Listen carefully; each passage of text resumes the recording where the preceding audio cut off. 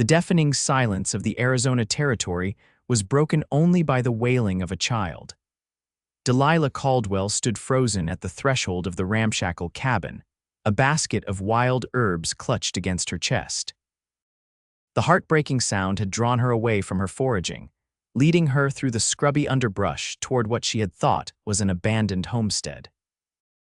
Now, as dust motes danced in the shafts of late afternoon sunlight streaming through the weathered boards, she realized how wrong she had been. Inside, a broad-shouldered man paced the length of the small room, a tiny bundle cradled awkwardly in his massive arms. His sun-bronzed face was etched with exhaustion and something that looked eerily like desperation. The baby in his arms continued to cry, its tiny face red with effort, its minuscule fists flailing against the confines of the rough blanket. "Excuse me," Delilah called softly, startling the man who spun around, his free hand instinctively dropping to the revolver holstered at his hip. "Who are you?" His voice was gravelly suspicious, his eyes narrowing beneath the brim of his worn Stetson. "I'm Delilah Caldwell. I heard the crying." She gestured toward the infant. "Is everything all right?" The man's shoulders slumped slightly. "No, madam, it ain't, not by a long shot." The year was 1878, and Yancey Walker had known his share of hardships since settling in the unforgiving territory 3 years prior. But nothing had prepared him for becoming the sole guardian of his 2-month-old daughter after his wife, Sarah, had succumbed to childbed fever 6 weeks ago. The local doctor had done what he could, but frontier medicine had its limits, and Sarah had slipped away just as the sun had crested the horizon, leaving Yancey alone with a newborn and a grief that threatened to swallow him whole. "She won't stop crying," he explained, his voice cracking with fatigue. "Hasn't slept more than an hour at a stretch in 2 days. I've tried everything I know, which ain't much when it comes to babies." Delilah set her basket down and approached cautiously, holding out her arms. "May I?" Yancey hesitated, then reluctantly surrendered his daughter. The moment the child was settled against Delilah's chest, something in the infant's cries changed, not quieter but somehow less desperate. "What's her name?" Delilah asked, gently rocking the baby. "Emma," Yancey replied, watching with wary hopefulness as Delilah expertly adjusted her hold on the fussing infant. "Emma Walker." Delilah nodded and began to hum, a soft melody that gradually evolved into words a lullaby her grandmother had taught her, one that spoke of prairie winds and starlit skies. Her voice was clear and sweet, not trained or polished, but genuine in its tenderness. As she sang, little Emma's cries began to subside, the tiny body relaxing against her as sleep finally claimed the exhausted infant. But what surprised Delilah most was the effect her singing had on the father. Yancey Walker stood transfixed, his weathered face softening, the tension visibly draining from his powerful frame. When she finished, the cabin was blissfully quiet except for the soft sounds of the sleeping baby. "Never heard a lullaby heal a man before," Yancey murmured, his voice thick with emotion. "Madam, I don't know who you are or where you came from, but you just worked a miracle in this house." Delilah smiled gently, continuing to rock Emma. "Not a miracle, Mr. Walker. Just a woman who spent 7 years helping raise her sister's children." She glanced around the cabin, taking in the obvious signs of a man overwhelmed: unwashed dishes, laundry piled haphazardly, dust gathering in corners. "You've been trying to manage alone." "Haven't had much choice," Yancey admitted. "Nearest neighbor is 5 miles away and they've got troubles of their own with a new homestead." Delilah nodded thoughtfully, then made a decision. "I can stay until sundown, help you get things sorted, perhaps show you a few tricks for soothing Emma." Relief washed over Yancey's face. "I'd be much obliged, Miss Caldwell." As the afternoon wore on, Delilah gently transferred the sleeping Emma to her makeshift cradle and set about bringing order to the chaos of the cabin. She showed Yancey how to properly swaddle the baby to help her feel secure, demonstrated the right way to hold her while feeding, and prepared a simple tea from her herbs that might help ease the infant's colic. "Where did you learn all this?" Yancey asked as he watched her efficiently organize the kitchen space. "My mother was a midwife back in Missouri," Delilah explained. I assisted her until she passed 5 years ago, then I came west with my brother's family. She paused, a shadow crossing her face. They died of typhoid last winter. I've been making my way as an herbalist and occasional midwife ever since.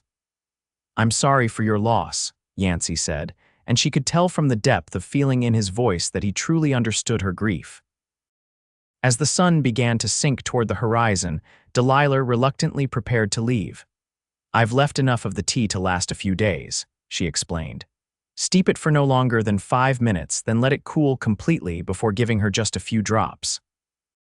Miss Caldwell, Yancey began, then stopped, struggling with his pride. Finally, he continued, I don't suppose I could persuade you to come back tomorrow. I can pay you not much, but something. I've got a small herd of cattle and some savings. Delilah considered the man before her not just a rugged cowboy, but a father desperate to care for his child. I'll come back, she agreed. Not for payment, but because that little one needs help, and so do you. The relief on Yancey's face was palpable. Thank you. As Delilah walked the mile and a half back to the small room she rented in town, she wondered if she'd made a mistake. She had learned the hard way that people in frontier towns could be quick to gossip and judge. A single woman spending her days at the homestead of a widower would certainly set tongues wagging. But the memory of that tiny, motherless baby and her overwhelmed father strengthened her resolve. Some things were more important than idle gossip. The next morning dawned clear and cool, the spring air fragrant with desert blooms. Delilah packed a basket with provisions, bread she had baked at dawn, dried apple preserves, and a small parcel of herbs and remedies. She left a note for Mrs. Hollister, her landlady, explaining she'd be working as a nurse for a family outside of town, carefully omitting that the family consisted of just a widower and his infant daughter. When she arrived at the Walker homestead, she was surprised to find Yancey outside, Emma strapped to his chest in an improvised sling while he chopped wood with powerful, rhythmic strokes. He paused when he saw her, wiping sweat from his brow with his forearm. She's sleeping, he explained with wonder in his voice. That tea of yours worked like magic. First time I've been able to get anything done in weeks. Delilah smiled, pleased by the transformation in both father and child. I'm glad. How was the night? Better than most, Yancey replied, setting down his axe. She only woke twice. I tried singing to her like you did. A rueful smile crossed his face. Can't say I have your voice, but she seemed to settle some just the same. Over the next few days, a routine developed. Delilah would arrive in the morning, helping Yancey with Emma and teaching him the basics of infant care. Together, they worked to bring the neglected homestead back to order. She learned that Yancey had come west after the war, like so many men looking for a fresh start. He'd worked cattle drives and as a ranch hand before saving enough to buy his own modest spread. He'd met Sarah in town 2 years ago, married her 6 months later, and had been building a life together until childbed fever had stolen her away. For his part, Yancey discovered that Delilah was not just knowledgeable about herbs and healing, but also remarkably resilient. She spoke matter-of-factly about the losses she had endured, not just her mother and brother's family, but also a fiancé who had perished in the war. There was a quiet strength to her that he found himself admiring more each day. A week into their arrangement, disaster struck. Delilah arrived to find Yancey burning with fever, barely able to stand. Emma was wailing in her cradle, clearly hungry and distressed. Woke up feeling poorly, Yancey rasped. Tried to feed her, but couldn't keep steady. He swayed dangerously, and Delilah quickly guided him to his bed. You're ill, she stated, pressing her hand to his forehead and feeling the alarming heat. How long have you been feeling this way?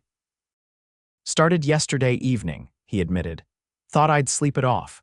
Delilah's mind raced. She couldn't leave him like this, especially not with Emma needing care. Making a swift decision, she tended to Emma first, then prepared a willow bark tea for Yancey's fever. By midday, it was clear his condition was worsening. His breathing had become labored, and the fever showed no signs of breaking despite her remedies. Mr. Walker Yancey, she said firmly, I'm going to stay tonight. Emma needs me, and you're in no condition to be left alone. He tried to protest, but lacked the strength. People will talk, he managed to say. Let them. Delilah replied with more confidence than she felt. Some things are more important. That night was one of the longest of Delilah's life. She alternated between tending to Yancey's fever and caring for Emma, snatching brief moments of rest when both were sleeping. By dawn, she was exhausted but determined. Yancey's fever had finally broken, though he remained weak and disoriented. As morning sunlight streamed through the cabin windows, Delilah gently sponged Yancey's face with cool water. His eyes flickered open, clearer than they had been in hours. "You stayed," he murmured, his voice hoarse. "Of course I stayed," she replied softly. "You and Emma needed me." A look passed between them, then gratitude mingled with something deeper that neither was ready to name. In that moment, something shifted in their careful arrangement, though neither acknowledged it aloud. The next few days saw Delilah essentially moving into the Walker homestead. She sent word to Mrs. Hollister that she was needed full-time as a nurse, paying 2 weeks' rent in advance to keep her room in town. Each day, as Yancey regained his strength, Delilah found herself becoming more attached to both father and daughter. Emma now smiled when she heard Delilah's voice, and Yancey's eyes followed her as she moved about the cabin, his expression a mixture of admiration and growing affection. 10 days after Yancey fell ill, he was finally strong enough to resume some of his duties around the homestead. Delilah had moved her few belongings into the small storage room off the kitchen, converting it into a simple bedroom. They had settled into a surprisingly comfortable domestic routine, though both were careful to maintain proper boundaries. One evening, as they sat on the porch watching the sunset, Emma sleeping peacefully in Delilah's arms, Yancey cleared his throat nervously. "Miss Caldwell, Delilah," he began, "I've been thinking about our situation." Delilah tensed slightly. Was he about to ask her to leave? Now that he was recovered, perhaps he felt her presence was no longer necessary. "I can't keep imposing on your kindness without offering something in return," he continued. "You've given up your life in town to help us, and it ain't right that you're sleeping in that storage room barely big enough for a cot." "I don't mind," Delilah assured him. "Really, I'm quite comfortable." Yancey shook his head. "That's not the point. The thing is," he took a deep breath, "I've been thinking about what's best for Emma. She needs a mother, not just a temporary caretaker. And he paused, seeming to gather his courage. "I find myself thinking of you as more than just Emma's nurse." Delilah's heart began to pound. "What exactly are you saying, Mr. Walker?" "I'm saying I want to offer you a more permanent arrangement," he replied, his voice steady despite the flush rising up his neck. "Not just for Emma's sake, though that's important, but because I've come to admire you greatly. Your strength, your kindness, your gentle way with Emma. I know it's sudden, and I know I'm not offering the kind of romantic courtship a woman like you deserves, but are you proposing marriage, Yancey?" Delilah asked directly, her voice barely above a whisper. "I am," he confirmed, meeting her eyes squarely. "It would be a real marriage in all ways, not just a practical arrangement. I wouldn't expect. That is, we could take time to truly know each other, but I already know enough to be certain you're a woman I could honor and cherish for the rest of my days." Delilah looked down at the sleeping infant in her arms, then back at the man before her, this strong, decent man who had already endured so much loss, yet still found the courage to open his heart again. "I can't replace Sarah," she said softly. "I'm not asking you to," Yancey replied. "Sarah will always have her place in my heart and in Emma's history, but there's room for new beginnings, for a different kind of love that can grow between us." Delilah considered his words. She had come to care deeply for both Yancey and Emma over these weeks. Was it love? Perhaps not yet, but there was certainly the foundation for something true and lasting. And wasn't that better than many marriages that began with passion but lacked the deeper bonds of respect and shared purpose? "I need time to think," she finally said. "This isn't a decision to make lightly." Yancey nodded, clearly having expected this response. "Take all the time you need. Nothing has to change until you're ready." That night, as Delilah lay in her narrow cot, she found herself unable to sleep. Yancey's proposal had stirred emotions she had long kept buried. After losing her fiancé in the war, she had convinced herself that romantic love was not in her future. She had built a life around her healing skills and independence, finding satisfaction in helping others. But these weeks with Yancey and Emma had awakened a yearning for something more, for family, for belonging, for the particular joy that came from sharing everyday moments with people you loved. By morning, she had made her decision. She found Yancey at the corral, mending a section of fence. The early sunlight gilded his profile as he worked, his movements economical and sure. Emma was sleeping in a basket nearby, shaded by a blanket strung between fence posts. "I've been thinking about your proposal," Delilah said without preamble. Yancey straightened, his expression carefully neutral. "And I have conditions," she replied. "First, we wait 1 month before making any formal announcement. We use that time to truly court properly, to make certain this is right for both of us." A slow smile spread across Yancey's face. "That sounds reasonable. What else?" "Second, I want to continue my work as a healer, not full-time, but I need to use my skills to help others." "I wouldn't dream of preventing that," Yancey assured her. "Your healing is part of who you are," Delilah nodded, pleased by his understanding. "And third, we make decisions together about Emma, about the homestead, about our future. I won't be a silent partner in this marriage." "Equal partners," Yancey agreed, his smile widening. "Anything else?" Delilah took a deep breath. "Just one more thing. I need to know that you're proposing because you genuinely care for me, not just because I'm good with Emma or convenient. I couldn't bear a marriage without real affection, even if it starts as something quieter than grand passion." Yancey set down his tools and crossed to her, taking her hands in his. "Delilah Caldwell, I am proposing because in these few weeks, you have brought light back into a home that had gone dark with grief, because your strength and gentleness humble me daily. Because when I hear you singing to my daughter, something heals inside me that I thought would stay broken forever." His voice dropped lower. "And because when I look at you, I see not just the mother Emma needs, but the woman I want to build a life with, to laugh with, to work alongside, and yes, to love in all ways a man loves a woman." Tears sprang to Delilah's eyes at the sincerity in his voice. "Then yes," she whispered. "Yes, I'll marry you."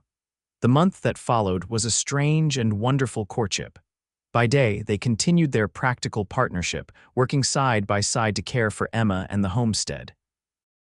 But now, there were new dimensions to their interactions, lingering glances, tentative touches, and conversations that stretched late into the evening as they shared their histories, hopes, and dreams. Yancey spoke of his childhood in Tennessee, his difficult relationship with his stern father, and his 3 years fighting in the war that had left him with both physical and emotional scars. Delilah told him about growing up as the daughter of a midwife, about the joy she found in healing, and about her journey west with her brother's family after losing everyone else she loved. "Sometimes I think the frontier is built on grief," she remarked one evening as they sat on the porch, the desert night blooming around them. "So many of us came west because we were running from loss. Or toward something new," Yancey suggested, his hand finding hers in the darkness. "A chance to build something different than what we left behind." As the month progressed, their affection deepened into something that began to resemble love. The first time Yancey kissed her, a tentative, questioning touch of lips as they stood by the corral at sunset, Delilah felt a rush of warmth that had nothing to do with practical arrangements and everything to do with the man himself. "I've been wanting to do that for weeks," Yancey admitted, his forehead resting against hers. "I'm glad you finally did," Delilah replied, her voice unsteady but sure. When the month ended, they rode into town together, Emma securely bundled against Delilah's chest. Their first stop was the small church where they spoke with Pastor Michaels about their plans to marry. "It's rather sudden, isn't it?" the pastor asked, his expression concerned. "Mrs. Walker has been gone barely 3 months. Life out here doesn't always allow for the proper mourning periods," Yancey replied steadily. "Emma needs a mother, and Delilah and I have developed genuine feelings for each other." Pastor Michaels studied them thoughtfully. "And you, Miss Caldwell. You're entering into this freely, without pressure, completely freely," Delilah confirmed, "and with a full heart." Eventually satisfied, the pastor agreed to perform the ceremony the following Sunday. As they left the church, They encountered the inevitable curious stares and whispers from townspeople. Delilah held her head high, though she couldn't help overhearing snippets of conversation. "Moving mighty fast, ain't they? Poor Sarah barely cold in her grave." Always thought that Caldwell woman was too independent for her own good. Yancey's hand tightened around hers. "Ignore them," he murmured. "They don't know what's in our hearts." Their next stop was Mrs. Hollister's boarding house, where Delilah collected the remainder of her belongings. The landlady was surprisingly supportive. "About time you found some happiness, dear," she said, helping Delilah pack her trunk. "I've watched you care for others since you arrived in town. You deserve someone to care for you too."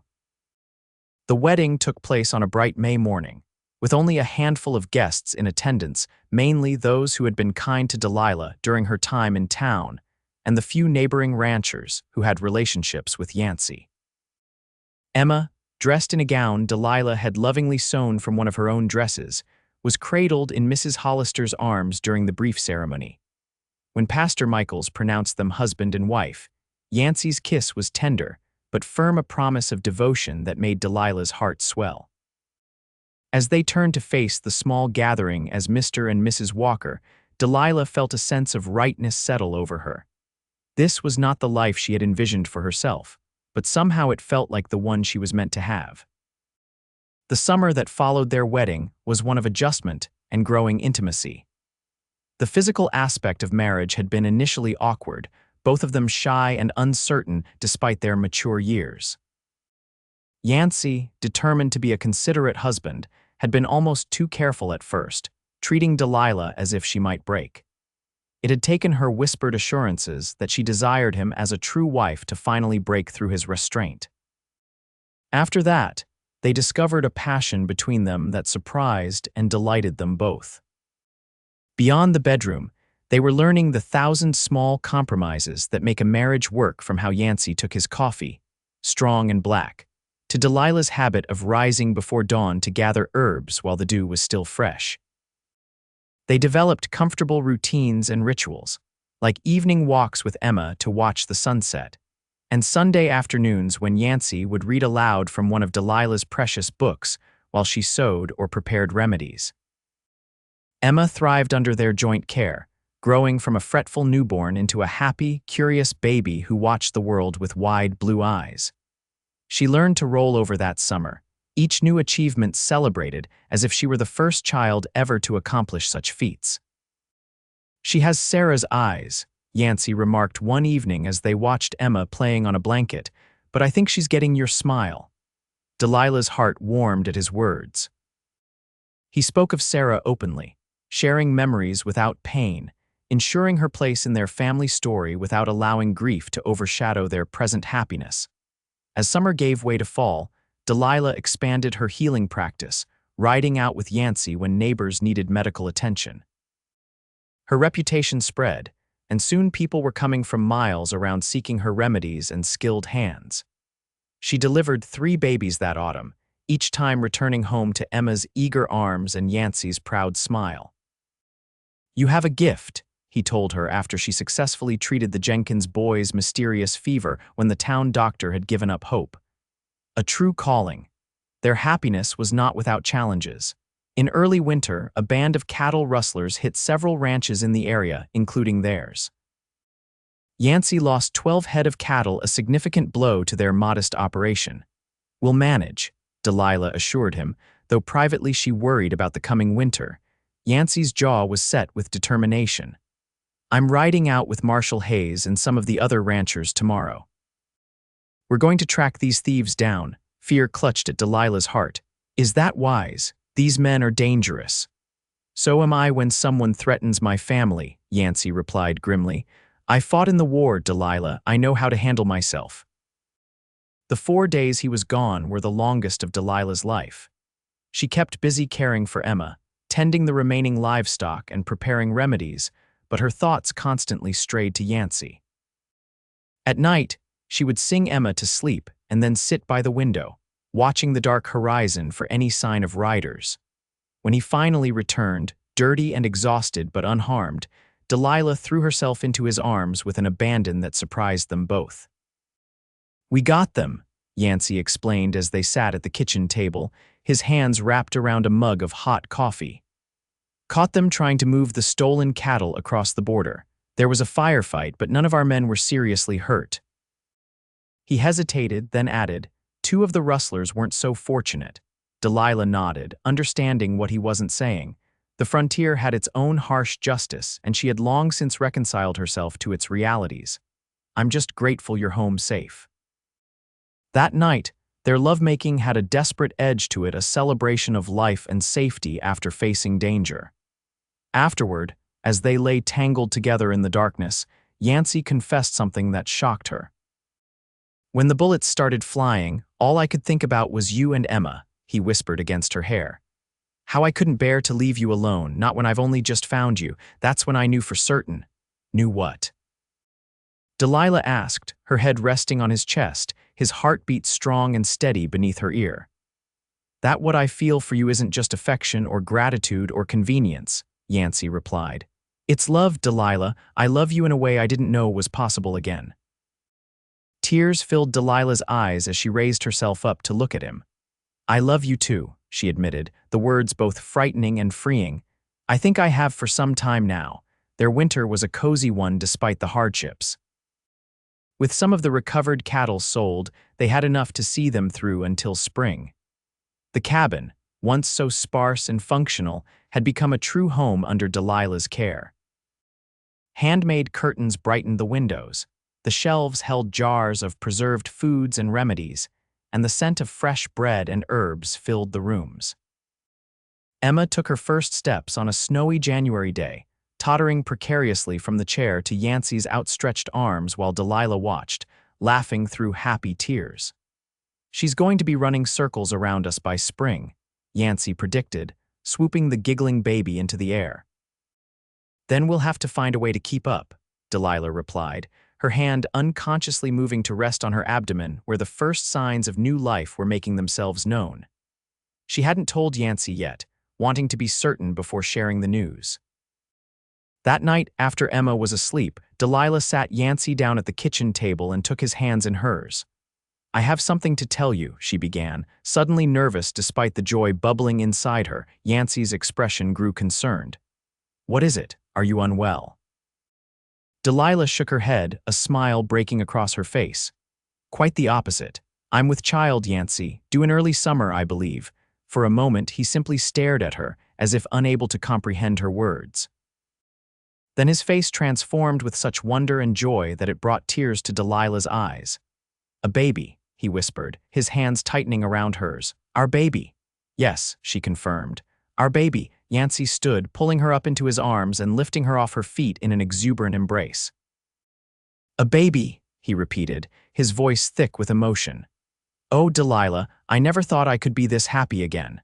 The months that followed were filled with preparations and anticipation. Yancey expanded the cabin, adding a proper bedroom for Emma and a small nursery adjacent to their own room. Delilah sewed tiny garments and prepared the remedies she would need for the birth, determined to be as prepared as possible despite being both patient and midwife. Emma, now a toddler with a vocabulary that grew daily, seemed to understand that something important was happening. She would pat Delilah's growing belly and solemnly announce, "Baby," to anyone who visited. Spring brought new life to the ranch in more ways than one. The cattle delivered healthy calves, the garden Delilah had planted flourished, and Emma continued to blossom into a curious, spirited little girl who adored both her father and the woman she now called Mama, without hesitation. As Delilah's time grew near, Yancey became increasingly anxious. The memory of losing Sarah in childbirth haunted him, though he tried to hide his fears from Delilah. This time will be different, she assured him one evening as they sat on the porch watching the sunset, Emma already asleep inside.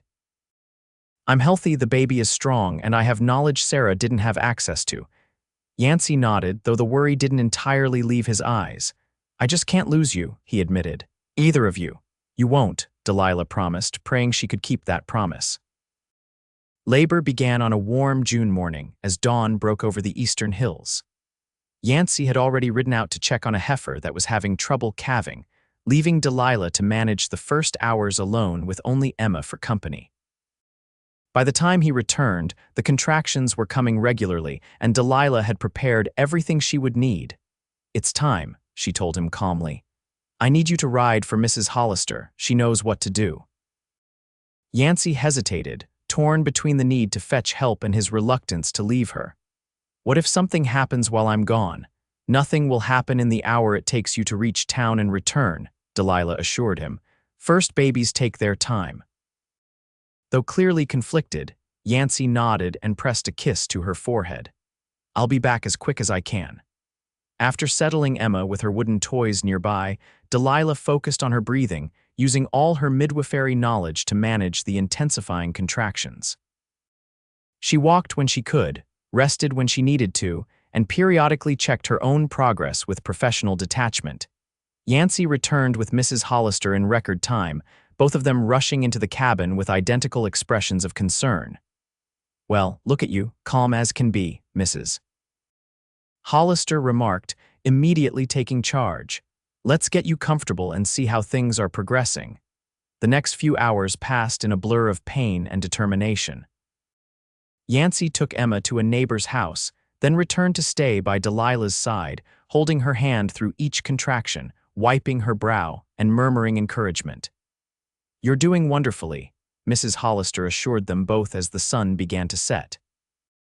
"The baby has turned properly and is ready to make an appearance." When the final stage of labor began, Delilah found herself drawing on reserves of strength she hadn't known she possessed. The pain was overwhelming, but so was her determination to bring this child safely into the world. Yancey's steady presence anchored her, his voice a constant reminder that she wasn't alone. "I can see the head," Mrs. Hollister announced. "One more push, Delilah." With a final, monumental effort, Delilah felt the baby slip from her body, and then the most beautiful sound filled the room, the strong, indignant cry of a newborn taking their first breath. "It's a boy," Mrs. Hollister exclaimed, quickly wrapping the infant in a clean cloth. "A fine, healthy boy." Delilah collapsed back against the pillows, exhausted but elated. Yancey was staring at their son with an expression of awe and disbelief, tears streaming unashamedly down his face. "He's perfect," he whispered as Mrs. Hollister placed the swaddled infant in Delilah's arms, "just like his mama." Looking down at their son's tiny face, Delilah felt a love so overwhelming it took her breath away. "Hello, Daniel," she murmured, using the name they had chosen if the baby was a boy after Yancey's grandfather. "Daniel Walker," Yancey confirmed, his voice thick with emotion. "Welcome to the world, son." The days that followed were a whirlwind of adjustment as they integrated a newborn into their family. Emma was fascinated by her baby brother, though somewhat dismayed by the attention he required. Yancey proved himself an attentive father to both children, often carrying Daniel in a sling across his chest as he worked around the ranch, just as he had done with Emma in those early days. One evening, about 2 weeks after Daniel's birth, Delilah awoke from a nap to find the house unusually quiet. Concerned, she made her way to the main room, only to stop in the doorway at the sight that greeted her. Yancey sat in the rocking chair by the fireplace, Daniel asleep on his chest, while Emma leaned against his knee, her eyes heavy with approaching sleep. He was singing softly the very lullaby Delilah had sung to Emma that first day, his deep voice gentle and surprisingly tuneful. The scene brought tears to Delilah's eyes, not just for its tenderness, but for how far they had come. From that desperate man unable to console his motherless infant, to this confident father soothing both his children with the same song that had once healed him. Sensing her presence, Yancey looked up, his expression softening at the sight of her. "Did we wake you?" he whispered. Delilah shook her head, moving to join them. "No," she replied quietly, settling on the floor beside Emma, who immediately curled against her. "I was just thinking about the first day I came here." Yancey smiled, his hand gently patting Daniel's back. "When you appeared in my doorway like an angel sent from heaven, how could I forget?" "I was thinking about what you said when I finished singing to Emma," Delilah continued. "About never hearing a lullaby heal a man before. I meant it," Yancey said softly. Something broke open inside me that day, listening to you sing to her, something that had been frozen since Sarah died. Delilah reached up to touch his face, her heart full to bursting. And now you're singing the same lullaby to our children. Life has a way of coming full circle, Yancey observed, leaning into her touch. I never thought I'd find happiness again after losing Sarah, much less a love like this, but here we are. Here we are, Delilah echoed, looking around at the home they had built together, not just the physical structure, but the family they had forged through loss and healing, through lullabies and labor, through daily acts of care and courage. The years that followed brought their share of challenges and joys. The ranch prospered under their joint management, with Delilah's practical wisdom complementing Yancey's experience with the land and cattle. Emma grew into a spirited, intelligent girl with her father's determination and her stepmother's compassion. Daniel, sturdy and curious, became his father's shadow, learning the ways of ranching from the time he could walk. And 2 years after Daniel's birth, they welcomed a daughter they named Grace, completing their family. Delilah's reputation as a healer continued to grow, eventually leading her to establish a small clinic in a corner of their expanded home where she could treat patients and train others in her methods. Yancey supported her work wholeheartedly, often remarking that the territory needed her skills more than he needed her constant presence at the ranch. There were difficult times, seasons of drought that threatened the cattle, an outbreak of fever that kept Delilah working day and night for weeks, and the inevitable conflicts that arise in any marriage. But through it all, they maintained the partnership they had promised each other on their wedding day, facing each challenge together with mutual respect and deepening love. On the 10th anniversary of the day they met, Yancey surprised Delilah by taking her back to the exact spot where she had first heard Emma crying. The original cabin, now expanded and improved beyond recognition, stood as a testament to the life they had built together. Do you remember that day? Yancey asked as they stood hand in hand, watching their 3 children playing in the yard nearby. Every detail, Delilah replied with a smile. You looked so lost, so desperate, and Emma was so tiny and red-faced from crying. I was at the end of my rope, Yancey admitted. I had no idea how to care for her, how to go on without Sarah. I was seriously considering riding to town the next day to see if there was a family who could take better care of her than I could. This was news to Delilah. You never told me that, because it makes me ashamed, Yancey confessed. To think I was ready to give up my own child because I couldn't figure out how to soothe her. You were grieving, Delilah said gently, and overwhelmed. Any parent would have struggled. Yancey squeezed her hand gratefully. Maybe so. But the point is, you showed up exactly when we needed you most. And instead of just helping for a day and moving on, you stayed. You taught me how to be a father. You loved Emma as your own, and then you agreed to build a life with me. Delilah leaned her head against his shoulder, watching as Emma, now 12, helped little Grace make a daisy chain while Daniel scaled the lower branches of a nearby oak tree. It wasn't entirely selfless, she replied. I needed a family as much as you needed help. I'd been alone for so long. Then we saved each other, Yancey concluded, pressing a kiss to the top of her head. That first day, when I said I'd never heard a lullaby heal a man before, I had no idea how true those words would prove to be. Your love has healed not just me, but our entire family. Delilah turned to face him, her eyes bright with unshed tears. And your love has given me everything I never dared hope for: a home, a purpose, children to nurture, and a partner to share it all with. As the sun began to set over the desert landscape, casting long shadows and painting the sky in shades of gold and crimson, Yancey pulled Delilah into his arms. Their kiss, tender yet passionate, spoke of a love tempered by time and strengthened by shared struggles, a love that had begun with a lullaby sung to a motherless child and grown into something neither could have imagined on that fateful day 10 years before. Later that evening, as they sat on the porch watching the stars emerge, Emma brought out Yancey's old guitar, a gift from Delilah on their 5th anniversary. She had secretly taken lessons in town, and now she strummed the opening notes of the lullaby that had started it all. Sing it, Mama, Emma encouraged. The way you did that first day." As Delilah's clear voice rose in the familiar melody, joined now by Yancey's deeper tones and Emma's sweet soprano, she looked around at the family they had created. Daniel sprawled on the porch steps, Grace drowsing in Yancey's lap, Emma's fingers moving confidently over the guitar strings. The song that had once soothed a grieving man and his motherless infant now wrapped around them all, binding them together in its gentle embrace. In that perfect moment, Delilah knew with absolute certainty that she had found her place in the world not just as a healer or a mother or a wife, but as the heart of this family that had been forged through loss and love, through lullabies and labor, through the daily courage of opening one's heart to hope even after devastating grief.